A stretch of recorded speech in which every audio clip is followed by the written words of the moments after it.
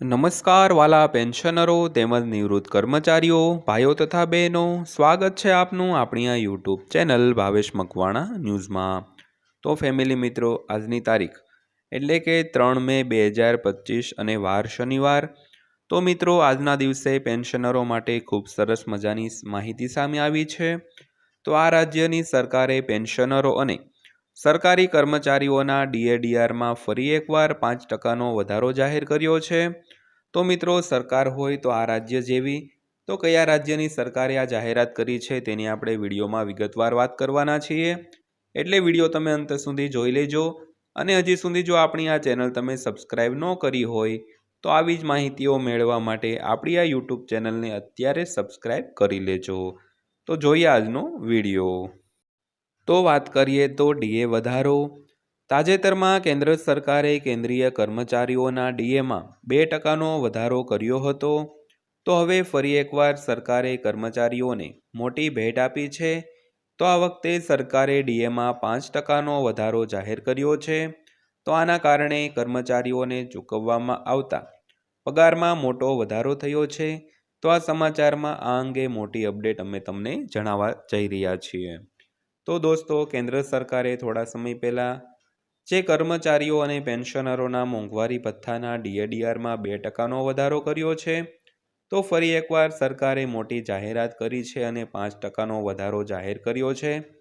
તો આના કારણે કર્મચારીઓને ચૂકવવામાં આવતા પગાર અને પેન્શનમાં પણ મોટો વધારો થવાનો છે। તો આ બાબતે સંપૂર્ણ માહિતી આપણે આ વિડીયોમાં જોવાના છીએ, એટલે વિડીયો તમે અંત સુધી જોઈ લેજો અને આપણા વિડીયોને એક લાઇક પણ આપી દેજો દોસ્તો। તો સરકારી કર્મચારીઓ માટે વધુ એક સારા સમાચાર આવ્યા છે। સરકારે કર્મચારીઓને આપવામાં આવતા મોંઘવારી ભથ્થામાં 5%નો વધારો કર્યો છે, જેના કારણે કર્મચારીઓમાં મુશ્કેલીઓમાં મુકાઈ ગયા છે। તો હવે કર્મચારીઓ મોંઘવારી સામે લડવા માટે વધુ સક્ષમ બનશે અને તેમનું જીવન ધોરણ પણ ઊંચું આવશે। તો તમને જણાવી દઈએ કે સરકારી કર્મચારીઓ ઘણા દિવસોથી ડીએમાં વધારાની રાહ જોઈ રહ્યા હતા। તો આખરે સરકારે ફરી એકવાર લાખો કર્મચારીઓને આ ભેટ આપી છે। તો મિત્રો, ઘણા સમયથી પેન્શનરો અને સરકારી કર્મચારીઓ છે તે પોતાના ડીએ અને ડીઆરમાં વધારા માટેની રાહ જોઈ રહ્યા હતા। તો સરકારે આખરે મોંઘવારી ભથ્થામાં 5%નો વધારો કરીને કર્મચારીઓ અને પેન્શનરોને એક મોટી ભેટ આપી છે। તો ત્યારબાદ વાત કરીએ તો સરકારે આ જાહેરાત કરી છે। તો મધ્યપ્રદેશ સરકારે સરકારી કર્મચારીઓને મોટી ભેટ આપી છે। તો સરકારે રાજ્યના કર્મચારીઓના મોંઘવારી ભથ્થામાં વધુ 5%નો વધારો કરવાની જાહેરાત કરી છે। તો મધ્યપ્રદેશના મુખ્યમંત્રી ડૉક્ટર મોહન યાદવે આ જાહેરાત કરી છે। તો મિત્રો, મધ્યપ્રદેશ રાજ્યની સરકાર છે તેણે આ જાહેરાત કરેલી છે, તેના ઉપર આજનો આપણો વિડીયો પણ છે। તો મધ્યપ્રદેશની સરકારે પોતાના કર્મચારીઓ અને પેન્શનરોના મોંઘવારી ભથ્થામાં 5%નો વધારો કર્યો છે અને રાજ્યના મુખ્યમંત્રી ડૉક્ટર મોહન યાદવે આ જાહેરાત કરી છે દોસ્તો। તો મિત્રો, આજનો આ વિડીયો બનાવવાનો આપણો હેતુ એ છે કે ગુજરાત રાજ્યની સરકાર અને કેન્દ્ર સરકારે માત્ર 2% મોંઘવારી ભથ્થામાં વધારો કર્યો હતો। તો બીજી બાજુ આજે મધ્યપ્રદેશ સરકારે છે તે 5%નો વધારો કર્યો છે। એટલે ખાસ કરીને આ વિડીયો એટલે તમને માહિતગાર કરીએ છીએ કે બીજા રાજ્યમાં મોંઘવારી ભથ્થામાં કેટલો વધારો થઈ રહ્યો છે। તો ત્યારબાદ વાત કરીએ તો આ સમયગાળા માટે ડીએ વધ્યો છે। તો મુખ્યમંત્રી ડૉક્ટર મોહન યાદવે જણાવ્યું હતું કે મધ્યપ્રદેશના તમામ સરકારી કર્મચારીઓને કેન્દ્ર સરકારના કર્મચારીઓની જેમ 55% મોંઘવારી ભથ્થું મળશે। તો આ વધારો 2 હપ્તામાં લાગુ કરવામાં આવશે।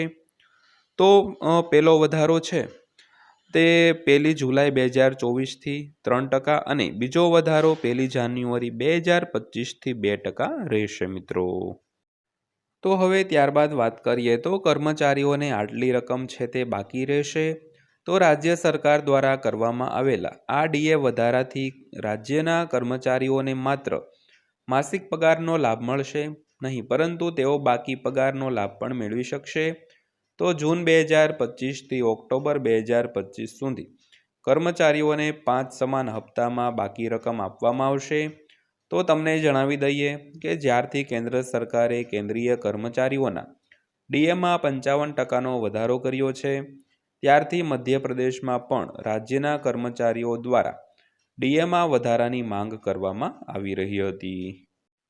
તો મધ્યપ્રદેશના કર્મચારીઓના મોંઘવારી ભથ્થામાં 5%નો વધારો અને જુલાઈ 2024થી એપ્રિલ 2025 સુધી બાકી રકમ મળવાને કારણે રાજ્યના કર્મચારીઓને 775 રૂપિયાથી 7,500 રૂપિયા સુધીનો લાભ મળશે મિત્રો. તો ત્યારબાદ જોઈએ તો પ્રમોશનનો મુદ્દો પણ ઉકેલાઈ જશે.